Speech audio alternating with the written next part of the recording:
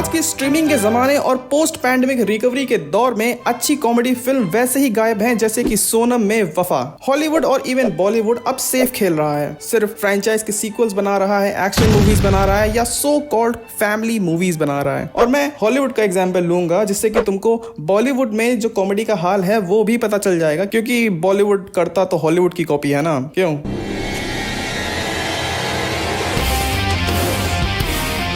तो recent time में comedy movies आना कम तो हुई हैं, लेकिन कितना कम हुई हैं आओ देखते हैं। तो अगर तुम देखो तो last year Deadpool and Wolverine top rated comedy film मानी जाती है, लेकिन वो एक प्योर कॉमेडी फिल्म नहीं थी, वो सुपर हीरो कॉमेडी फिल्म थी। फर्क है दोनों में। इनफैक्ट जितनी भी कॉमेडी मूवीज आई हैं पिछले साल या उसके पिछले साल, वो सब प्योर कॉमेडी जॉनरा के अंदर नहीं आती हैं। ये सब कहीं ना कहीं सब कॉमेडी जॉनरा के अंदर आती हैं, पर मैं उन मूवीज की बात कर रहा हूँ जिनका पूरा स्ट्रक्चर ही कॉमेडी हो, जिसमें through out run time humour चले। और आजकल के लोगों के लिए ह्यूमर तो बदल चुका है, क्योंकि लोगों का ये कहना है कि कॉमेडी सब्जेक्टिव होती है, और ये बात शायद कहीं ना कहीं सच भी है, क्योंकि अगर ऐसी ट्रेजेडी में भी लोग कहीं हंसी ढूंढ पा रहे हैं तो हाँ, शायद कॉमेडी सब्जेक्टिव ही है। तो सवाल ये है कि क्या कॉमेडी जॉनरा खत्म हो चुका है या फिर वो ट्रांसफॉर्म हो गया है और हम उसे देख नहीं पा रहे हैं? तो आज मैं इसी के बारे में बात करने वाला हूँ कि आखिर क्या हुआ उन कॉमेडी मूवीज का, उन स्टैंड अलोन मूवीज का, और साथ ही साथ कैसे सुपर हीरो जॉनरा ने कॉमेडी जॉनरा पर क्या इम्पैक्ट डाला है। तो शुरू किया जाए।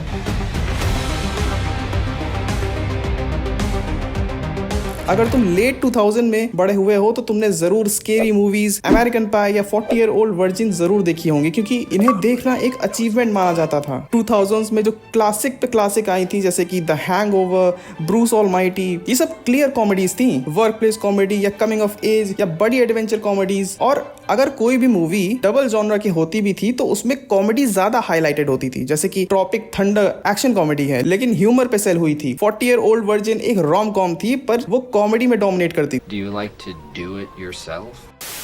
90s में भी कुछ लेजेंडरी कॉमेडी मूवीज आई थी जैसे कि डम एंड डम्बर। 80s में स्लैपस्टिक का राज हुआ करता था। Airplane, Weekends at Barney, Naked Gun series और Ghostbusters, Back to the Future एक एक्शन कॉमेडी फिल्म थी, और बस इससे पीछे नहीं जाएंगे हम लोग। पर ये कॉमेडी मूवीज इतनी पॉपुलर होती क्यों थी? रीजन बहुत ही सिंपल है, ये बहुत ही सिंपल सा जॉनरा है, ज्यादा ब्रेन सेल नहीं यूज करने होते थे और ये मूवीज सेल होती थी एक्टर्स के नाम पर जैसे जैसे 2010 आया उसके बाद सब कुछ बदल सा गया, क्योंकि तब एंट्री हुई थी सुपर हीरोज की।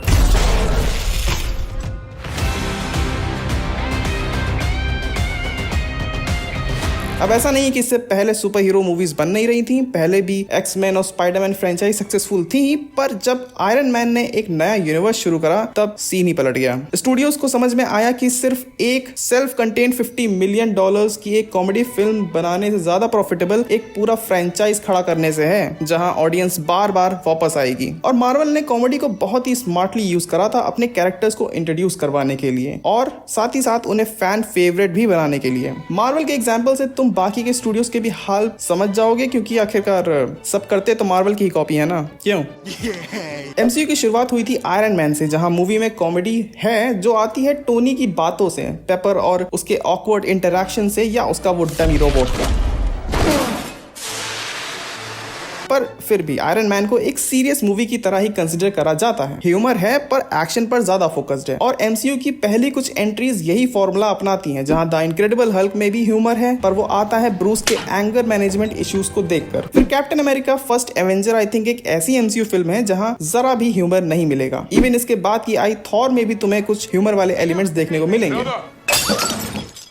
फिर आती है आयरन मैन 2 जो कि MCU की पहली सीक्वल थी, और इसमें भी ह्यूमर आता है हैमर और इवान वैंको के इंटरेक्शन से या फिर टोनी की हरकतों से। I want one. No. पर कभी भी मूवीज की टोन शिफ्ट नहीं होती थी, वो कॉमेडी मूवीज नहीं बन जाती थी, और ये सिलसिला चलता रहा दी एवेंजर्स तक। पर जब नए कैरेक्टर्स इंट्रोड्यूस करने थे तब मार्वल ने कॉमेडी का सहारा लिया। 2014 में the guardian of the Galaxy में हमें 4 से 5 नए कैरेक्टर्स देखने मिलते हैं, और ये एकदम ही नए थे मूवी गोअर्स के लिए, मगर वो इंस्टेंटली फैन फेवरेट बन गए। और फिर एज ऑफ अल्ट्रॉन में भी 2 नए कैरेक्टर इंट्रोड्यूस करे थे, जिसको मार्वल ने सेम टेक्निक से इंट्रोड्यूस करवाया था, विच इज कॉमेडी डाल दो। और इस पॉइंट तक के मार्वल की एक इमेज बन गई थी कि इनकी मूवीज में तुम्हें ह्यूमर मिलेगा ही, और जो दूसरे स्टूडियोज अपनी मूवीज में ह्यूमर नहीं डाल रहे थे तो ऑडियंस उन्हें क्रिटिसाइज कर रही थी कि आखिर तुम्हारी मूवीज में कॉमेडी क्यों नहीं हो रही है। मुझे आज भी याद है कि मेरे दोस्तों के बीच में ये डिफरेंस बहुत साफ क्लियर हो गया था। हमें लगता था कि एमसीयू की मूवीज जगमगाती सुनहरी सुबह है और डीसीयू की मूवीज काली अंधेरी रात, लेकिन जो चीज मार्वल ने मजबूरी में शुरू करी थी अब उसे उसमें मजा आने लगा था। और ऐसा देखा गया कि एमसीयू की मूवीज को जानबूझकर कॉमेडी पर ज्यादा रिलाय करा जा रहा है। बहुत सी ऐसी मूवीज आई जिनमें ह्यूमर बहुत ही फोर्स्ड लग रहा था, जैसे कि एंटमैन एंड द वॉस्प, आगे चलकर शी हल्क। और मैं तुम्हें बता दूं कि ह्यूमर को आप फोर्स नहीं कर सकते, सिर्फ मैन को कर सकते हो। तो मार्वल का कॉमेडी के साथ रिश्ता अक्सर गलत समझा जाता है। अगर आप क्रिस्टोफर नोलन की बैटमैन ट्रिलॉजी देखो या ब्रायन सिंगर की एक्समैन मूवीज या अगर डीसी एक्सटेंडेड यूनिवर्स को ही ले लो, तो उनके मुकाबले में एमसीयू काफी ज्यादा लाइवली और ब्राइट लगता है। लेकिन असली फर्क ये है कि एमसीयू ने कॉमेडी को सिर्फ कॉन्ट्रास्ट बना के नहीं बल्कि एक स्टोरी टेलिंग टूल बनाकर यूज करा था। एटलीस्ट इन्फिनिटी सागा तक तो ऐसा ही था। और सिर्फ ज्यादा फनी जोक्स डाल देने से सुसाइड स्क्वाड या Batman versus Superman dawn of justice वो और बेहतर नहीं बन जाएगी, या फिर स्पाइडरमैन 3 का वो जो डांस सीन है वो हटा देने से उसकी जो स्क्रिप्ट में जो खिचड़ी बनी है वो नहीं सुधर जाएगी। बात यही है कि अगर जहां ह्यूमर नेचुरली निकल सकता है वहां पे कॉमेडी बेस्ट होगी। जानबूझकर करी गई कॉमेडी जस्टिस लीग जैसा हाल कर देगी। अब इतने सालों से सुपर हीरोज को देखते देखते एमसीयू के इस जोक हैवी स्टाइल की आदत हो गई है ऑडियंस को। तो ऑडियंस एक्सपेक्ट करती है कि वो जो और स्टूडियो की मूवी देख रही है उनमें भी उनको ह्यूमर चाहिए।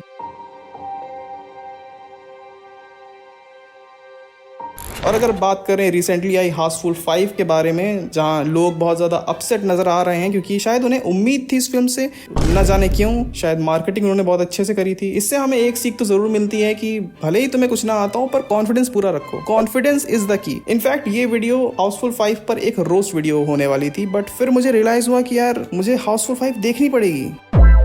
जी हाँ, मैंने हाउसफुल 5 नहीं देखी है। एक्चुअली क्या है ना कि मैं दूसरों की गलतियों से सीखने में विश्वास रखता हूँ। तो कंक्लूजन यही है कि कॉमेडी डेड नहीं है, बस उसका फॉर्म कहीं ना कहीं बदल गया है। कल्चर बदलेगा तो कॉमेडी भी बदलेगी। आजकल के पॉलिटिकल एनवायरनमेंट में कोई भी ऑफेंड हो जाता है, तो कोई भी स्टूडियो रिस्क नहीं लेना चाहता है। आज का ऑडियंस सिर्फ हंसना नहीं चाहता है, वो डीपर थीम्स भी जानना चाहता है। और इसीलिए हाउसफुल 5 जैसी ब्रेन रॉट फिल्म नहीं चलती हैं, पर लोगों को मैडगांव एक्सप्रेस जैसी मूवीज अच्छी लगती हैं। और पता नहीं ये बात प्रोड्यूसर को क्यों नहीं समझ में आ रही है। इंटरनेट पे इतना ट्रोल होते हैं, क्या इनका रिचार्ज खत्म हो गया, इन्हें नहीं पता चल रहा है कि इंटरनेट पे क्या चल रहा है, या तो ये इस चीज को फॉलो करते हैं कि सुनो सबकी लेकिन करो अपने मन की। लेकिन इनको समझना पड़ेगा कि 2000s को कॉमेडी ने डिफाइन करा, 2010 सुपर हीरोज का एरा स्टार्ट हुआ, और अब जो ऑडियंस चाहेगी स्टूडियोज को वही बनाना पड़ेगा, वरना वो नहीं चलने वाला, क्योंकि ऑडियंस इज द किंग।